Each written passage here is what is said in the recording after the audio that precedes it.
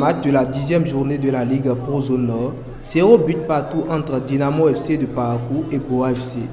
Dans un match difficile et pauvre en occasion, les deux équipes ont peiné à concrétiser les rares occasions de la rencontre. Dynamo, tenu en échec à domicile après 10 journées, repart tout de même avec un point portant ainsi son total à 9 points au classement. Ce dimanche 1er décembre 2024, le stade Omnisport de Djougou a été le théâtre d'une confrontation qui s'est soldée par 1-0 entre Béké FC et Dynamo FC d'Abomey. Les hommes d'Abomey ont dominé le match et ont réussi à marquer un but sur coup franc au cours de la deuxième partie de jeu. Malgré la détermination montrée dans le camp adverse, les joueurs de Béké FC n'ont pas réussi à marquer de but. Du côté de Ndali, l'équipe de Damissa a remporté son match à domicile contre l'AS Takounais avec la victoire 2-0.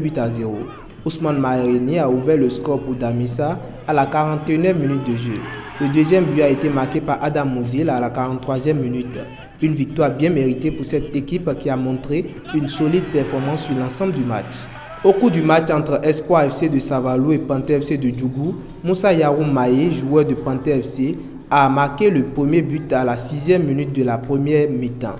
À la 61e minute du jeu, Odio égalise pour Espoir FC, mais son but n'a pas changé grand-chose puisque finalement, à la 66e minute, Moussa Yaroum marque le deuxième but pour les siens, réalisant ainsi un doublé. Avec ces deux buts, le joueur djougoua rejoint Bakaï Selazi de Dadja FC à la tête du classement des meilleurs buteurs du championnat cette année avec 7 buts chacun.